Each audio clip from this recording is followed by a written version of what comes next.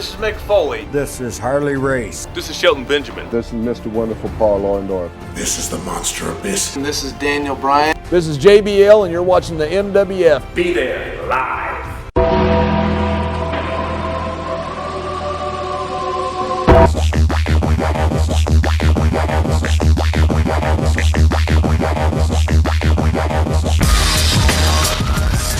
Wrestling fans around the corner, around the world, welcome to a special installment of MWF Extra. I'm Dan Marotti, joined by the Vice President of the Millennium Wrestling Federation, the man on the mission himself, Oscar, our great Vice President. Thank you. Now what the hell are y'all doing down here at the MWF? I go home to Chicago for 3 days and I get phone calls and emails. There's a whole bunch of chaos going down here. I mean, what the hell, Daniel? Look, you were behind Reese suspending Cena Sr., and this is what happens as a quote-unquote uprising with his uprising faction. He suspends Reese. Now, No, Reese didn't suspend himself. Reese suspended Cena. I'm sorry. Reese suspends Cena. Nagami's in charge now. He's making off with the money.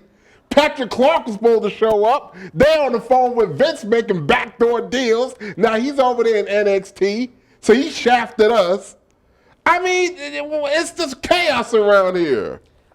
I mean, you almost summed it up in a couple of sentences. It's a very frustrating situation. Cam Zagami was the Virgil to John Cena Sr., and now that Cena's hiding in Italy, Zagami has the access to all the paperwork, the contracts, and the money. I don't know what he had to do to get Patrick Clark into their camp, but instead of presenting him in the ring like he was supposed to be here in the Millennium Wrestling Federation, Zagami directed him towards WWE, and now Patrick Clark stuck us with the bill for his transportation and his advertising and such. If I was on the outside looking in, I would say that was a masterstroke by Zagami and Cena getting Patrick Clark. Sir, Zagami. Zagami was Zagami, the zombie. Look, I would say it was a masterstroke if I was on the outside looking in. But you taking bread and butter off my table.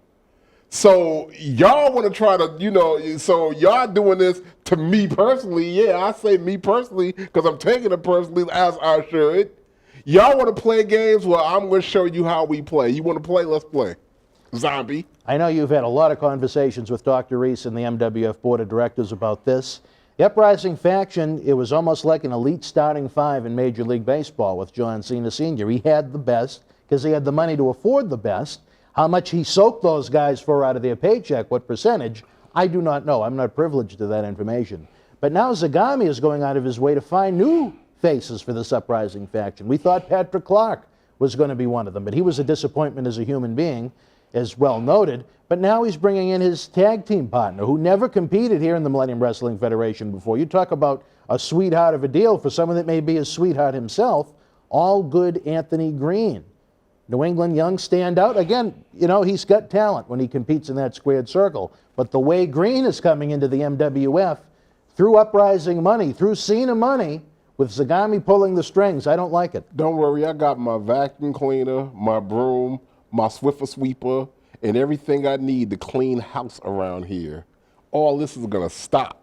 So y'all have all your fun right now. Have all your fun. What's today? November 2nd? Today's November 2nd. Y'all have all your fun right now because I'm telling you, by Christmas, the Christmas present is going to be a brand new MWF. Well, our big Fight Night series is going to be coming Thursday nights real soon. We're going to have more information on that later this month. But I got to ask you, between you, I, and the camera, it's not one of those WWE Raw skits. Do you think there's a way to control this uprising? Or is it only going to grow bigger with Zagami seeming to add to what Cena's already established? And how long do you think we can keep Cena suspended for? David Reese, he wants answers to the questions from the packet of information he received. How long can we keep Cena out? Well, he's Cena. We only can contain him but for so long. But to answer your question, it's going to take a little time. We got to assess the situation. But between the president, Dr. David Reese, and I, no, it's not going to grow bigger. It's going to get shut down. Before we go, I understand that you're making an addition to your staff, an executive advisor of sorts. Oh, yes. Yes. Advisor in the background, but definitely going to be on camera and in the spotlight of things. Yeah, the one and only Dreamy Mimi from Not Your Mama's Radio.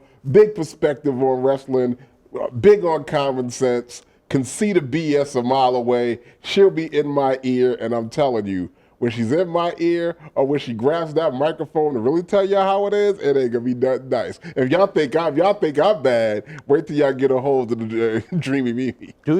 Her name is Dreamy Mimi. Yeah. Unbelievable. A unique name here in the world of professional wrestling. Dr. Reese has approved this? Dr. Reese, you see, here's the thing with Dr. Reese and Tell us.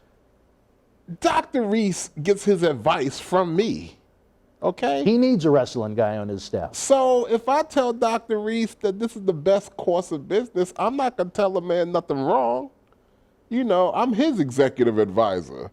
So if I tell him Dreamy Mimi is the hot ticket, then we must consider right now Dreamy is on the team. So all we got to do is just bring her up to speed, and she going to bring y'all up to speed. So here we go. Well, when it comes to Zagami, I'll say this. I can't have you take a shot at him because that's man-on-woman violence. But I'd love to see Dreamy Mimi grab him by the cuff of his shirt and slap the taste out of his mouth. You know what? We probably can make that happen. All right. Well, it's going to be an interesting holiday season here in the MWF. We got holiday headlocks coming. We're out to raise money for the Globe Santa so they can get toys for, you know, unfortunately every year with whatever's going on with Santa Claus's GPS, he happens to miss some houses. We got to make sure all those kids get a visit from Santa on Christmas Eve. Well, see, you know, giving is one of the reasons why God put us on this earth. That's Correct. why we here.